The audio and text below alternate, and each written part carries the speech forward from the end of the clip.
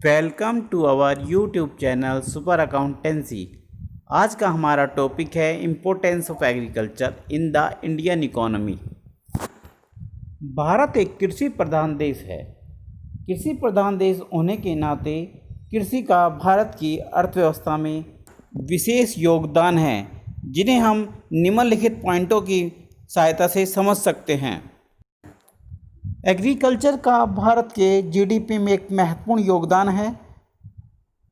हालांकि आज़ादी के बाद से अब तक यह योगदान कम होता जा रहा है, लेकिन इसके बावजूद आज भी कृषि का लगभग 18% भारत की जीडीपी में योगदान है।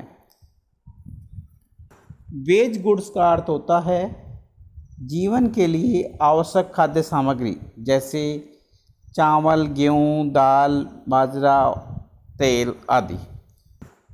एग्रीकल्चर भारत की 1.25 अरब आबादी को वेज गुड्स प्रोवाइड करता है, ताकि उनका भरण पोषण अच्छे से हो सके। भारत की 50% से ज़्यादा वर्किंग पॉपुलेशन को एग्रीकल्चर रोज़गार प्रोवाइड करवाता है। इसलिए हम कह सकते हैं कि इंडियन एग्रीकल्चर एम्प्लॉयमेंट का एक मेन सोर्सेज है। बहुत सी इंडस्ट्री रॉ मटेरियल्स के लिए एग्रीकल्चर पर ही डिपेंड है, जैसे शुगर मिल, टेक्सटाइल इंडस्ट्री आदि। कुछ इंडस्ट्रियां जो एग्रीकल्चर के लिए मशीन्स बनाती हैं, वो पूरी तरह से एग्रीकल्चर पर ही डिपेंड है। एग्रीकल्चर ही उनके प्रोडक्ट की डिमांड करता है, जैसे tractors, harvester machines etcetera. Indian agriculture हमारे देश की इकोनॉमी के लिए बहुमूल्य विदेशी मुद्रा कमाकर देती है। भारत चाय, जूट, काजू, तंबाकू, कॉफ़ी, मसाले आदि का एक्सपोर्ट करता है भारी मात्रा में, जिनसे विदेशी मुद्रा कमाई जाती है। Indian agriculture also plays an important role in the country's domestic trade. Indian population अपनी इनकम का एक बड़ा हिस्सा खेती से उत्पन्न होने वाले प्रोडक्ट पर खर्च करती है, जिससे हमारा डोमेस्टिक ट्रेड एग्रीकल्चर के माध्यम से फैलता है।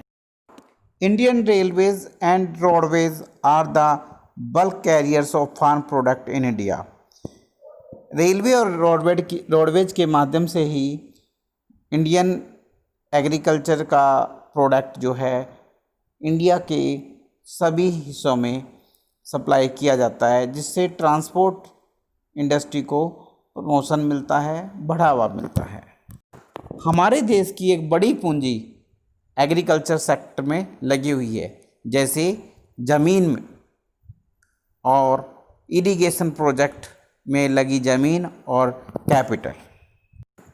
कुल मिलाकर हम कह सकते हैं कि इंडियन एग्रीकल्चर के बिना इंडियन इकोनॉमी की कल्पना करना असंभव है।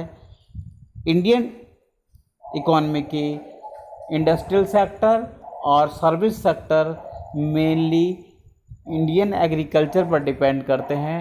यदि इंडियन एग्रीकल्चर में स्लो डाउन आता है तो इंडियन इकोनॉमी भी स्लो डाउन में आ जाती है।